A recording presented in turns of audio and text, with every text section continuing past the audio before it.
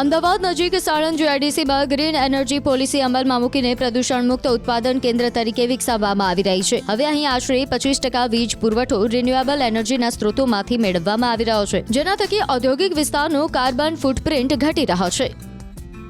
બધાને એક જ સંકેત છે કે તમારી પાસે જેટલો પાવર હોય એનાથી વધારે સોલાર નખાવો અને સોલારથી વીજળી ઉત્પન્ન થાય એનાથી જ આપણો ઉદ્યોગ ચલાવવો જોઈએ એવું મારું સ્પષ્ટ માનવું છે.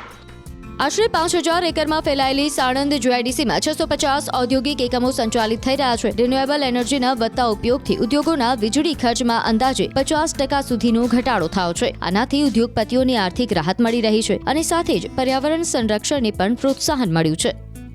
સોલર માટે યુઝ કરી રહ્યા છે કારણ કે તેનાથી આપણને ઘણો બધો ફાયદો થાય છે. પર્યાવરણને પણ નુકસાન નથી થતું. એનર્જીના યુનિટ જે બને છે એના લીધે આપણે પૈસાની બી ઘણી બધી બચત થાય છે. આપણા આગળથી જવા જે ખર્ચો વધતો હતો એના લીધે ખર્ચો પણ આપણો ઓછો થઈ ગયો છે. સાણંદ ઇન્ડસ્ટ્રીઝ એસોસિએશને વર્ષ 2030 સુધીમાં સાણંદ જીઆઈડીસીને પૂર્ણપણે ગ્રીન એનર્જી આધારિત ઔદ્યોગિક વિસ્તાર બનાવવાનો સંકલ્પ લીધો છે. આ માટે માત્ર રૂફટોપ સોલાર પર આધાર ન રાખીને ગ્રુપ કેપ્ટિવ પાવર પ્રોજેક્ટ જેવી યોજનાઓ દ્વારા ઉદ્યોગોને ગ્રીન એનર્જી ઉપલબ્ધ કરાવવાના પ્રયાસો કરવામાં આવી રહ્યા છે. વર્તમાનમાં સાણંદ જીઆઈડીસીમાં અંદાજે 80 મેગાવોટ વીજળીની જરૂર છે, પરંતુ આગામી 2 વર્ષમાં આ વધીને 150 મેગાવોટ સુધી પહોંચી શકે છે. હવે જો એ રિન્યુએબલ એનર્જી વાપરે તો એમાં 50થી લઈને 70% સુધીનો ઘટાડો થાય છે. એ પહેલાં 5 વર્ષ માટે. 5 વર્ષ પછી આપ સમજી લો કે એ વીજળી એને ફ્રીમાં મળે છે. તો આપણે ઇન્ટરનેશનલી ગ્લોબલી પણ આપણે જો કોમ્પિટ કરવું હશે તો આ રિન્યુએબલ એનર્જી આપણા આર્થિક રીતે પણ જરૂરી છે અને ઉપરાંત પ્રદૂષણ મુક્ત થવા માટે પણ જરૂરી છે.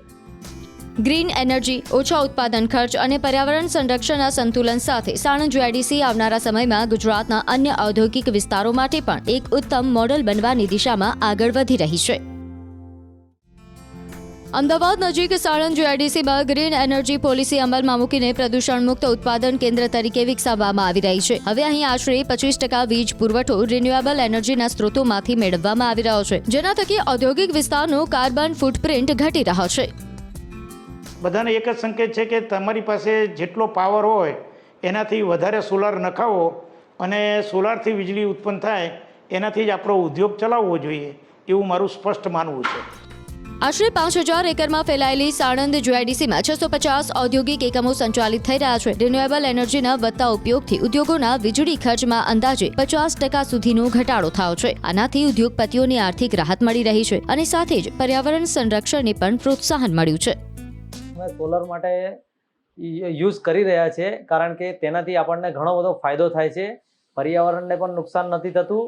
એનર્જીના યુનિટ જે બને છે એના લીધે આપણે પૈસાની બી ઘણી બધી બચત થાય છે. આપણા આગળથી જવા જે ખર્ચો વધતો હતો એના લીધે ખર્ચો પણ આપણો ઓછો થઈ ગયો છે.